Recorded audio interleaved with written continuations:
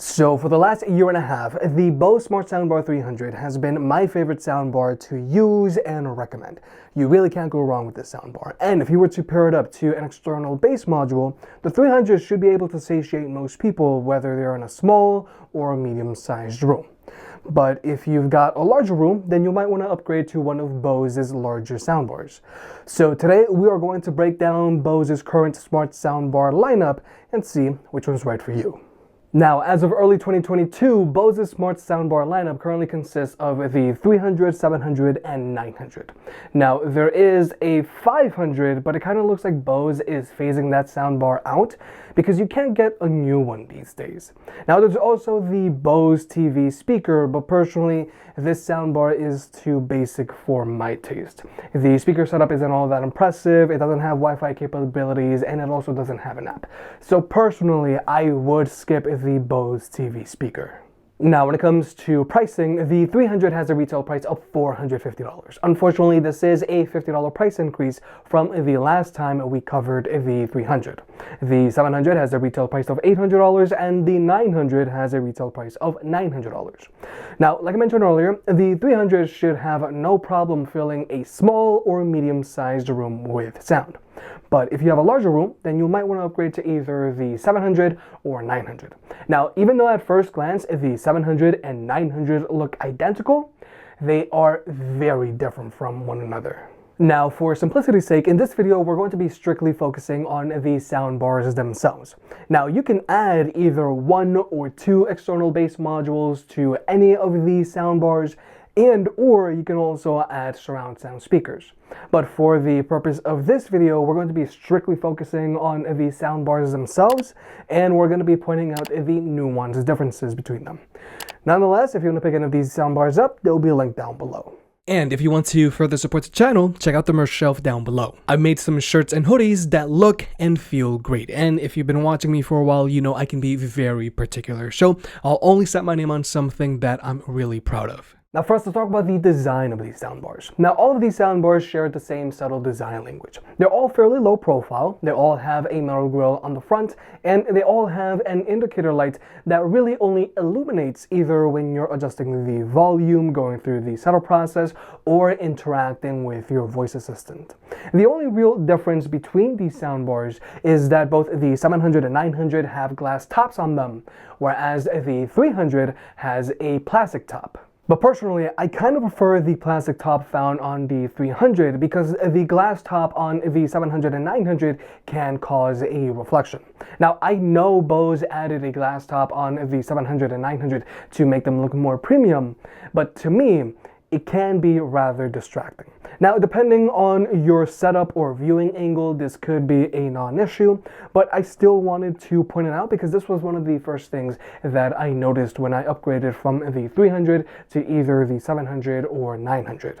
Nonetheless, all of these soundbars mostly disappear when you're watching content in a dark room, which is good because soundbars are supposed to be heard, not seen. Now, when it comes to overall dimensions, all of these soundbars have a height of 2¼ inches and a thickness of 4¼ inches.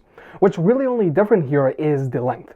The 300 has the shortest length here, coming in at 27½ inches. And you should have no problem placing this soundbar almost anywhere. The 700 has a length of 38½ inches, so placing this soundbar might be a little harder. And then the 900 is a little longer, coming in at 41 inches. Now, you can wall mount any of these soundbars, but their wall mounting kit is sold separately, so don't go looking for it in the box. But now let's talk about what does come included in the box. Now, all these soundbars come included with a 5-foot power cable. Now, the good thing about these power cables is that none of these soundbars have an external power brick that you've got to hide, which is especially good if you plan on wall mounting any of these soundbars.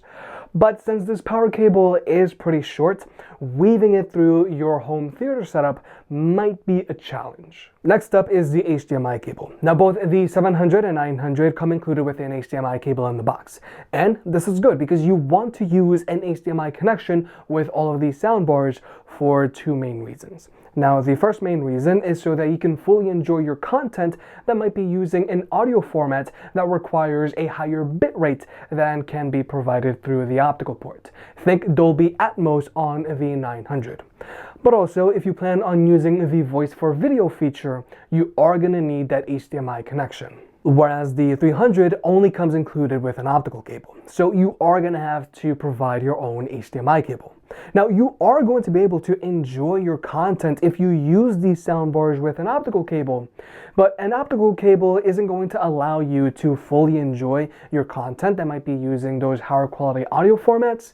But also from a usability standpoint, optical cables are not as flexible or as durable as HDMI cables, which could be something to consider when you're trying to wire these soundbars up into your home theater setup. Now, rule of thumb, you should always try to use an HDMI cable with your soundbar. The optical cables that come included with these soundbars is really only there just in case you have a TV that doesn't have an HDMI port that has ARC or eARC support.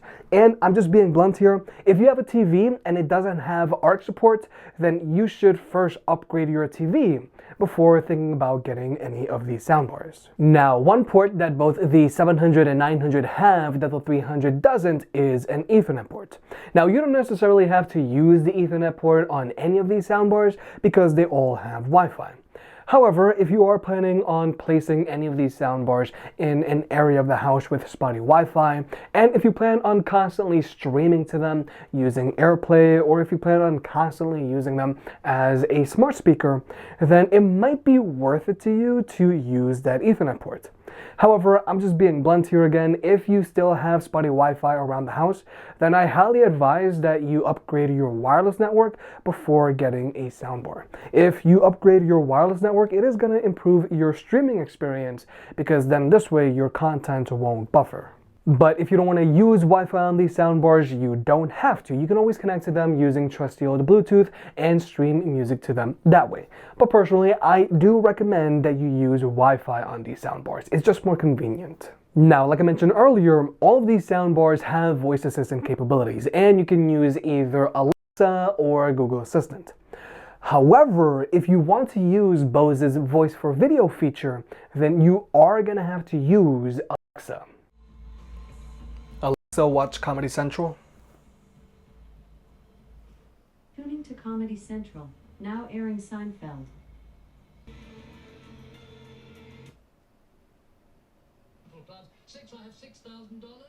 Now, voice for video is very robust. You can set the channel on your cable box and you can tell your TV to switch between different HDMI inputs. Voice for video is very capable, but it is very slow. So personally, I still prefer to just use my remote. Voice for video is for those niche cases where you can't find the remote and you just want to tell your TV to do something, or more realistically, you're just too lazy to get up. But now, let's talk about what's under the hood of these soundbars. The 300 has a single frontward firing tweeter, which is then flanked by a pair of frontward firing woofers, which those are then flanked by a pair of bass chambers, and at each end, there is another woofer which is angled out at a 45-degree angle. But then there's the 700. Just like the 300, it has a single frontward firing tweeter, which is then flanked by a total of 4 woofers, 2 on each side. And then we've got our bass chambers. Unfortunately, there are no 45-degree woofers here. And finally, there's the 900. The 900 has the same setup as the 700. However, what makes it special is that it has an additional upward firing woofer on each end, giving it Dolby Atmos support. Now, what Dolby Atmos is that it's an audio format that allows creators to individually place sounds in a 3-dimensional space. And thanks to the upwards firing woofers found on the 900, it's able to bounce sound off of the ceiling, so it can make it sound like there's stuff above you. So for example, let's say there's a helicopter on the screen. The 900 can make it sound like it's literally above you. Whereas with both the 300 and 700, that helicopter is going to sound like it's coming at you, or it's going to sound like it's at the same level as you. Now, all content doesn't automatically have Dolby Atmos support. The creators have to use Dolby Atmos. However, the 900 will automatically upsample your content, and it will try to automatically add in that extra level of verticality in your audio. Now, the standout characteristic of the 900 is that it sounds much more spacious and it has much better instrument separation than both the 300 and 700, making the 900 sound much more realistic. Whereas the 700 really does sound identical to the 300, except it does get noticeably louder and it does have a little bit more bass. However, the really peculiar thing about the 700 is that it sounds much brighter than both the 300 and 900 right out of the box, as in the highs are really exaggerated. So exaggerated, in fact, that I had to go in and lower the treble on the soundbar in order to get the sound test to work. Now, in the sound test, the 700 is playing with its treble set to -20, whereas these other two soundbars are playing with their stock EQs. Now, both the 700 and 900 are playing at 70% volume, whereas the 300 is playing at 85% volume, and the TV is playing at 100% volume.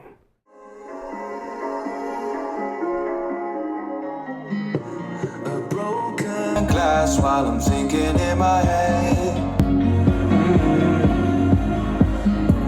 I mind my own, I don't even break a sweat. Oh, this matters is insane. Why you still live in vain? I'm not the one, you're the victim of your own mistakes. It's sad to hear the lights under the street lights, under the street lights.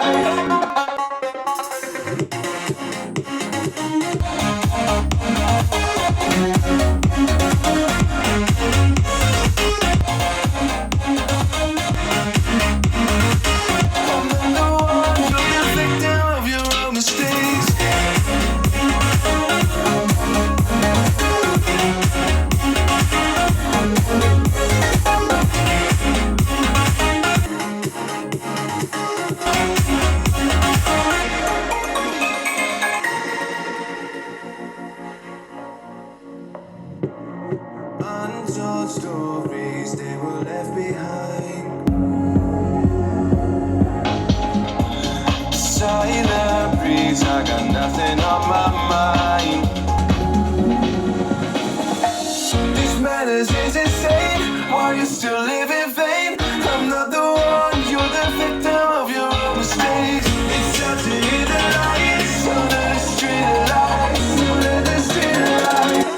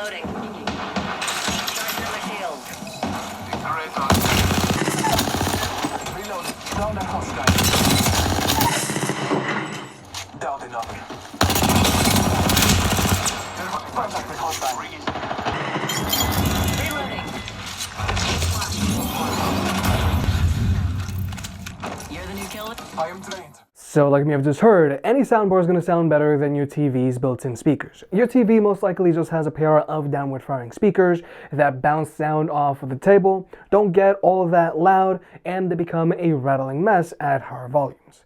Whereas that isn't an issue with any of these soundbars. Now, from a performance standpoint, the 300 is going to get loud enough to easily fill a small or medium-sized room with sound. However, if you have a larger room, then you might want to go with either the 700 or 900 because they both get significantly louder than the 300, and they both have a little bit more bass as well. However, from a performance standpoint, the 700 and 900 get equally as loud, and they both have the same amount of bass. But I do have to point out that at higher volumes, the highs on the 700 do like to distort a little bit, which is very weird because distortion is not a problem with either the 900 or 300. However, like I mentioned earlier, the standout characteristic of the 900 is that it has much better instrument separation and it sounds much more spacious than both the 700 and the 300. The 700 really only just sounds like a louder version of the 300, whereas the 900 sounds completely different from these other two soundbars. So overall, the 300 is going to be just fine if you've got it in a small or medium-sized room. And if you were to pair it up to an external bass module, it should be able to satiate most people. However, if you have a larger room, then you'll want to upgrade to either the 700 or 900. But I'm just being blunt here. I think you should just skip the 700 and spring straight to the 900. I truly feel that you're going to get a much better bang for your buck with the 900 because the 900 is going to do a much better job of immersing you in your content than the 700.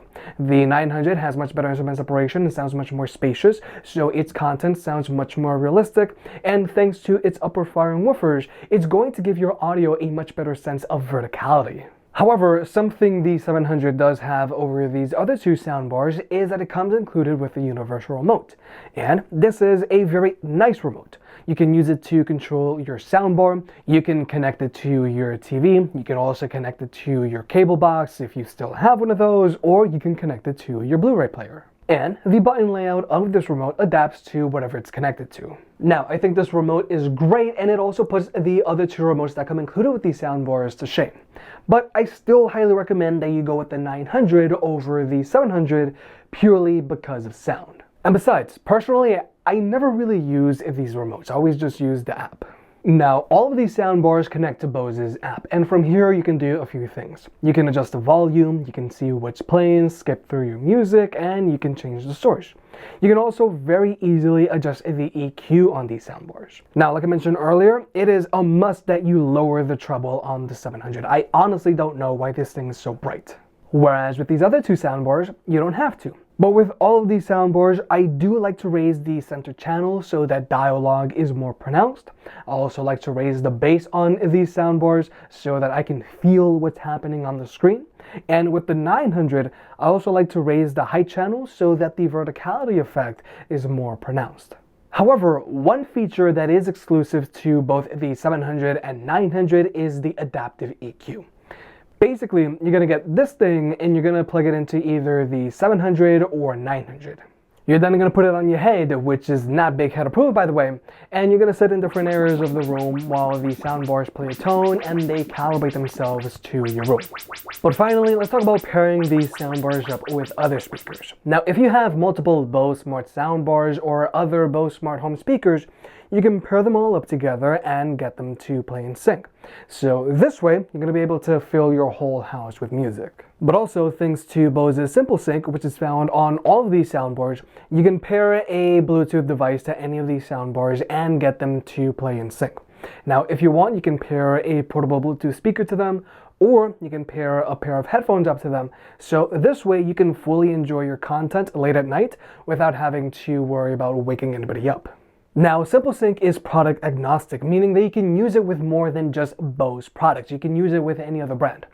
However, to be on the safe side, I recommend that you use it with Bose products because personally, I just can't get my Sony 1000XM4s to sync up with any of these soundbars. So that's why in this example, I'm using the Bose SoundLink Flex and Bose QC45s. These definitely work. So with all that being said, if you're thinking about getting a soundbar and you're considering getting something from Bose, I think the decision is pretty simple here. You honestly can't go wrong with the Bose Smart Soundbar 300. It's going to have no problem filling a small or medium-sized room with sound, and it has a ton of bass all on its own. However, if you were to pair it up with an external bass module, it should be able to satiate most people. But if you have a larger room, then you're going to want to go with something larger. Now, since the 700 is basically just a louder version of the 300 with a little bit more bass, I highly recommend that you skip the 700 and spring straight to the 900. The 900 truly does sound completely different from both the 700 and 300. The 900 has far better instrument separation and sounds much more spacious.